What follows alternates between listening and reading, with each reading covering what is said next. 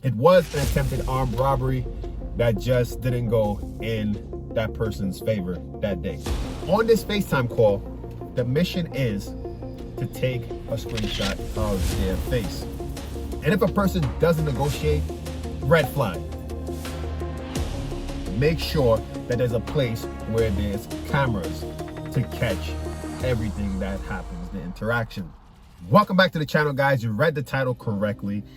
This is a story time. It's not going to be a detailed story time because I can't tell every aspect of the scenario, but you guys are going to understand to a degree what happened. The main point of this video, though, is to give you guys some advice and what to do and what not to do to avoid an incident like what I've been through. So guys, before we get into it, give this video a thumbs up, hit that subscribe button, turn your notification on so you can know whenever I post a video like this. Let's just get right into the video. So about 2 years ago, I was trying to sell one of my Rolex timepieces. Someone reached out to me. We were having conversation. The one thing that the person didn't do, which is a point that you guys need to focus on whenever you're trying to sell anything, they did not negotiate the price. Now, we went back and forth. The person wanted to meet up, then they rescheduled. Meet up again, then rescheduled. I think it happened about 3 times. In hindsight, that was a red flag. Anytime you feel some sort of way about a deal, whether it's in conversation or in person, just call it off. The last time the person reached out, we decided to meet. That day, the person said, "I'm here." So I went to the meetup spot and I'm waiting. I'm like, "You're not here." I'm right where, we're supposed to meet. Then a half an hour go by. I'm like, the person's not here.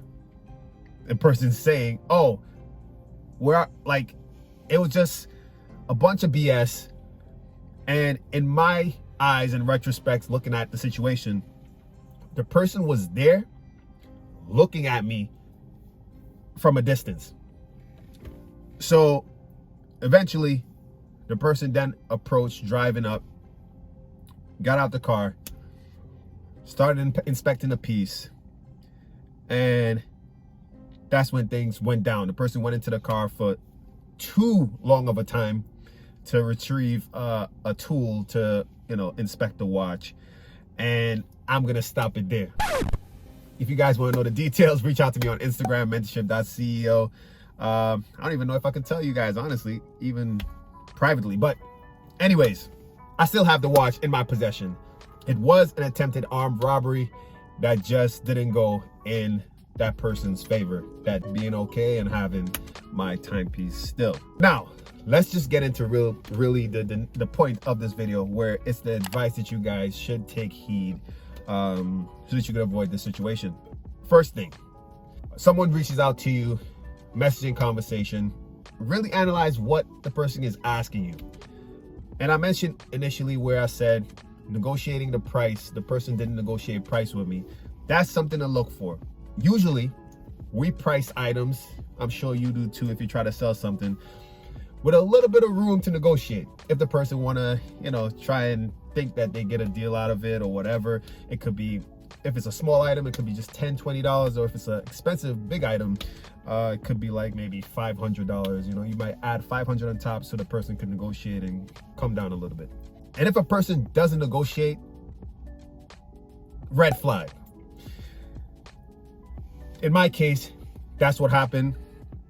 And it's just to understand the mindset of someone that's not negotiating. Sure, the person could just be uninformed and not knowing that the price that you have it listed at is not really the best price. They could kind of negotiate and get lower, or they just have a lot of money and they just want to throw it away. You never know, but ultimately that's a red flag for me moving forward if someone doesn't negotiate a price. This is a point that I want you guys to actually put as number 1 when communicating with someone. It could be OfferUp, Craigslist, Facebook Marketplace. And the point is to FaceTime whoever you're communicating with. It doesn't have to be right away. You guys can message and then at some point request a FaceTime. If the buyer refuses to FaceTime you, red flag. Who doesn't want to FaceTime you? You know, oh, they want to meet with you, but they don't want you to FaceTime them? Think about it. On this FaceTime call, the mission is to take a screenshot of their face. The screenshot, it will be a point of reference just in case something happens. And in all honesty, it should deter the person eventually if they get on FaceTime and know that, okay, you know what their face look like. Of course, I thought this all the way through, where I considered the person I'm FaceTiming with just sets up the meet and someone else attacks you at the meetup spot. That can happen, but what we have is a point of reference. We have someone that we communicated with to set up the meet, and that person will be a point of reference and end up have to connect the dots to the person that end up attacking you if it's a organized type of situation. So main point, guys, of this and advice, take a screenshot, have a FaceTime call with the person. I don't care if it's an app where you have a profile picture and you see a person have a profile picture of themselves. It might not be them. Ask for their phone number and FaceTime call. I don't care if they don't have an iPhone. There's some other form to FaceTime where you could do it on WhatsApp or any other app.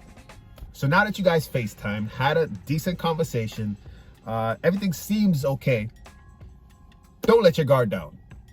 Still be on point when it's time to meet. Now we need to focus on the meetup spot. The meetup spot needs to be in public, so where there's people, it's populated. Broad daylight will be okay, and a lit area if it's in the late evening. I would not recommend early morning or nighttime. And make sure that there's a place where there's cameras to catch everything that happens, the interaction. Now, all these things are in place. Daylight, cameras beaming right on you. I would not recommend letting your guard down in that situation. Criminals today are considered bold. That's one way of describing them. My description of that is just they're stupid, desperate, and would do anything to get their hands on whatever you have. They think they'll get away, but ultimately most of them do not. But just to avoid the interaction, that negative interaction, you do not want to, experience it. Just take heed to these points. Be on your P's and Q's, regardless of if this person seems friendly, seems nice, says all the right things, ends up on the FaceTime call, you have a screenshot of their face. That doesn't say that they won't try anything. Guys, I want you to get in the comment section of this video. Mention any points that you may have, any advice that you may have to someone that's meeting up with someone to buy or sell. This video came up after, of course, thinking about how, the experience that I had trying to sell a timepiece. But this could have to do with selling anything. You could be selling an iPhone, a PlayStation, one of those gaming systems, a computer, a laptop. It doesn't matter. The value could be under 500. People are desperate, and you just need to be on top of things. Guys, I hope you enjoyed this video. Again, go down in the comment section and give your advice, give your opinion.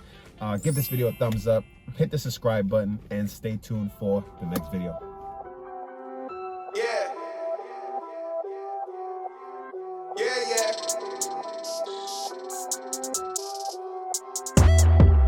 Look, tell a man no trouble, I don't want beef, man, I just want vibes.